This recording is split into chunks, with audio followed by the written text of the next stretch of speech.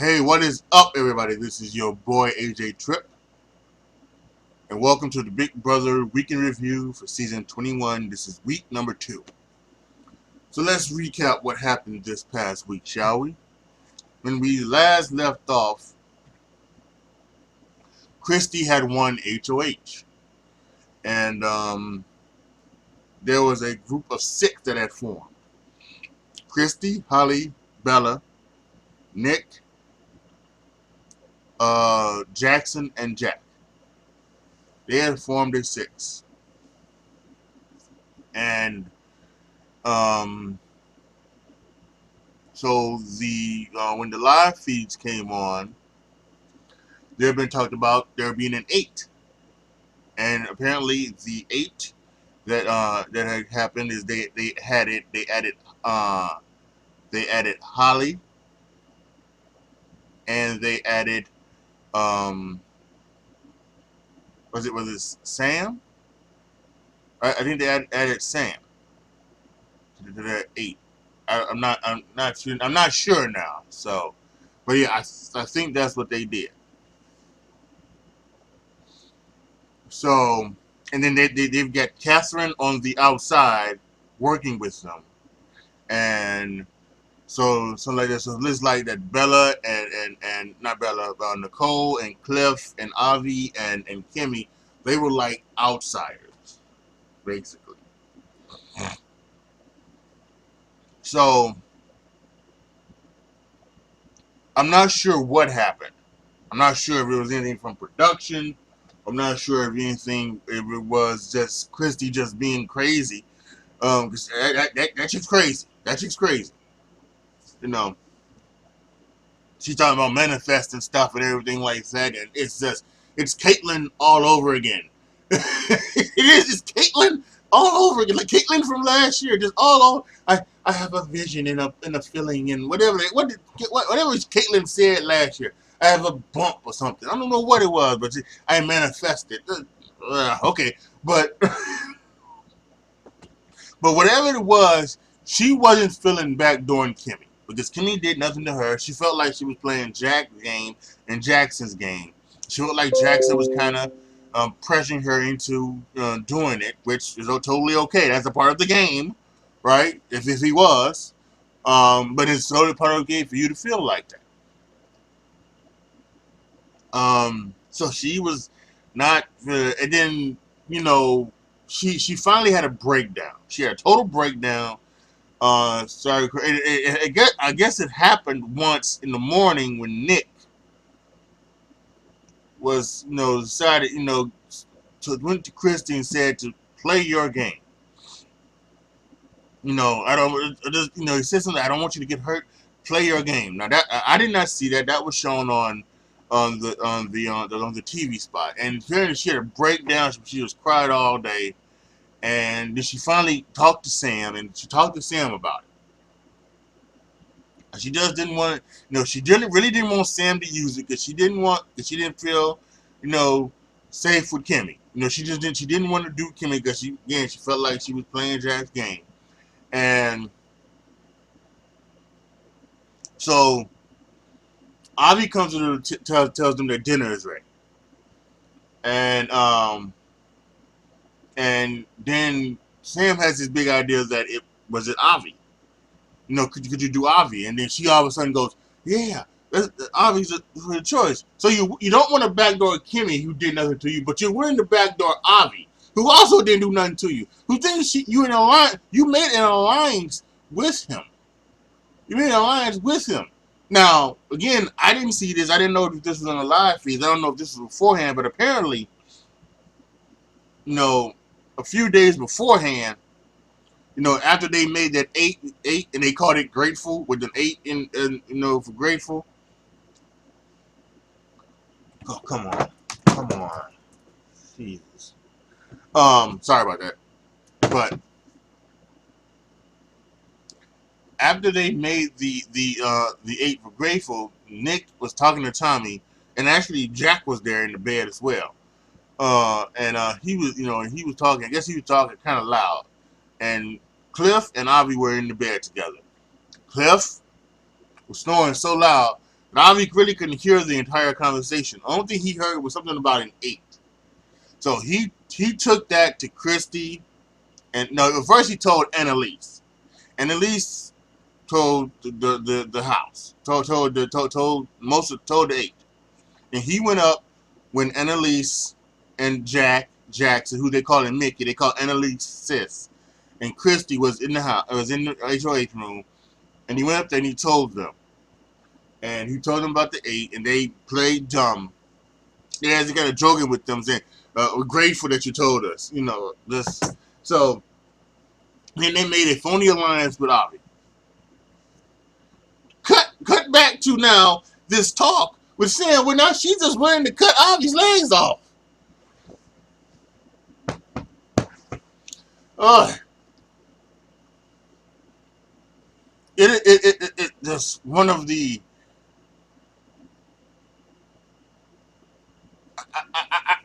I really hadn't thought about this before, but I really do think that this first week is way too long. It really is. This first week is way too long. They don't need, that first HOH don't need to be a week. They don't need to be 2 weeks. It really doesn't, because because they created a great alliance, a grateful alliance, a big and dominant alliance, an alliance that could run this game, and they had a plan to backdoor Kimmy, which, by the way, really seems like it is a true plan, because apparently,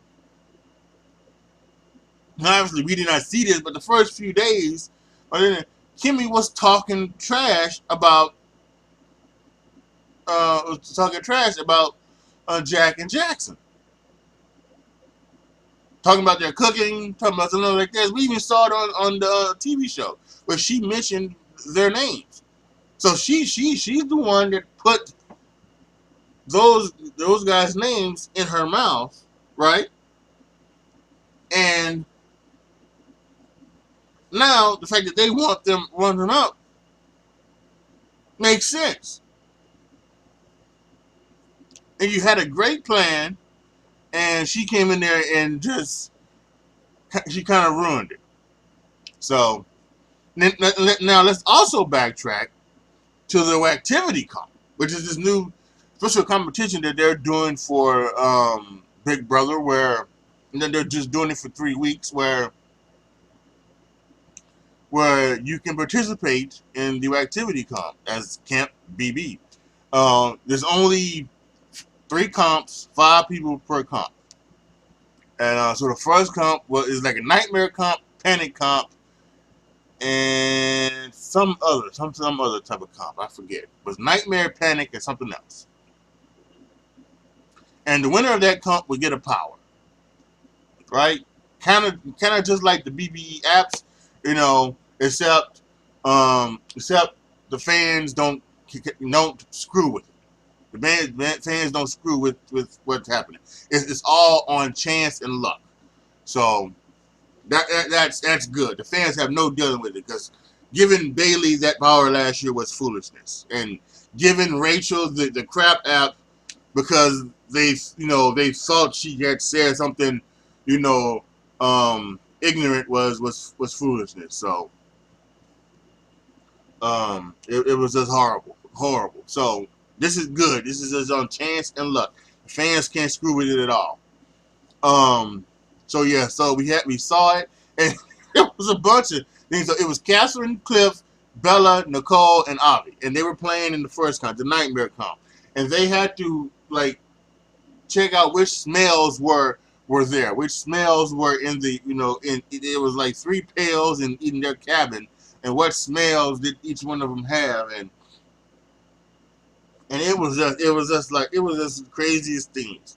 They had 3 types of animal piss. So, and Cassidy and Diaz said, smelling this monkey urine and all this other stuff is getting me high. I was like, they're getting high off of animal animals, parts, and monkey piss. I don't even know it was monkey. It was like it was coyote, coyote urine, some some other urine. I don't know, but it was just crazy. And they had like all kinds of. They had raccoons running, and I think they had a porcupine, two porcupines, and they had a skunk that was there as well. I'm wondering why the fuck they have a skunk there. I guess obviously it had been descented because you don't put a skunk if you don't put your people in a place with a live skunk. So I guess obviously it was descented. Hopefully it was descented. Jesus Christ, that could have been that could have been horrible. Putting a live skunk, in a place where there are 5 humans running around, he would have been spraying on them all. Jeez. Anyway, so and they go through. They have 3 rounds, and Avi gets this on the 3rd round, right? And the nightmare power is where he could, if he wanted to, he could obviously he could take the he could take the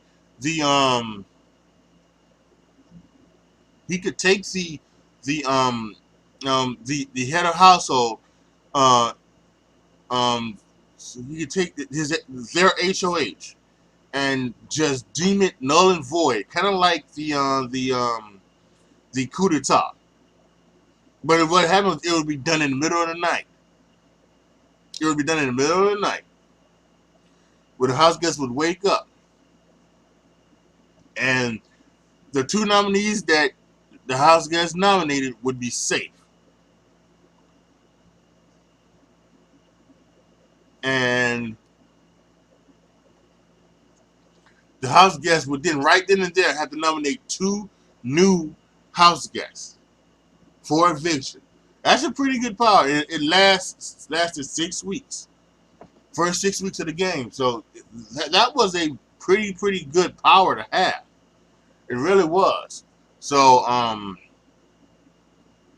so he won that. That was good. And then and then of course they had the veto competition. That said Sam was the winner of that one. And it was basically the one that Casey won last year when Casey had 37. So and it was not that one right there. It was Jack had 20, somebody else had 10, and Sam had 21. There were 3 zeros on the board. So then like she cries and it cries to Sam, and then they figured out that it's gonna be Avi. They're gonna make this plan where they're gonna pretend like he didn't know what he and she did not know what they were doing and everything like that. Um so then he goes and he takes off Cliff because he had promised Cliff. And this was the big thing. This was the thing that I figured out, because both Christy and Sam had basically promised Catherine and Cliff safety because they were on the block. And they basically said, you're not going home. I'm going to use the thing. I'm going to use the power of veto on Cliff. They're going to put up Kimmy. So then now she's saying, on Sam, not to use the power of veto. Well, he can't do that for his gang. He's going around saying that I'm going to use it and you're going to be safe to both of these. Right? And that's what Chris has been doing. Sam's going to, so they come up with this fakakta thing about, well, I'm going to just say that I'm not going to use it and this and then, and he's, don't think he's going to use it. And then this, so then they do all of this bullshit. He comes to this thing. He uses it on Cliff. She pretends as if she doesn't know. And she just goes Avi, and then Avi's on the block. So Avi's shocked because he's in the thing, and they're lying to him obviously because they don't know necessarily what's coming up.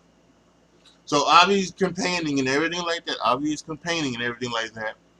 And during this campaign, he lets Jack and Jackson know that he won the power. He lets them know what happened. And he gives them that if you guys ever go on the block, I can use my power to take you guys off. He uses it as a bargaining chip. Well, of course, they go around and they tell 6 because they don't trust Nick and Bella. They don't trust anybody. They tell the original 6 of the alliance that Avi has this power. So those 6 know, and Avi knows, obviously. So that didn't happen. Now let's go back one more time. Let's go back one more time to last week when David was evicted. Well, he was not evicted, but he was gone from the house on the first night. And Julie Chen says that you are gone from the game for now. And she tells us that we'll find out next week as something that's never been before done in the Big Brother game will happen.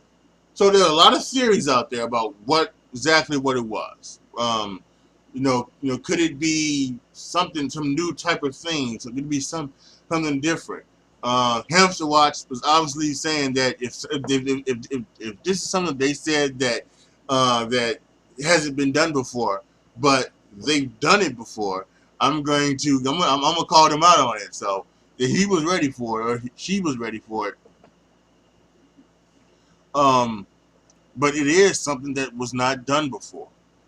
She tells us last night that the houses that are evicted will not be leaving the house.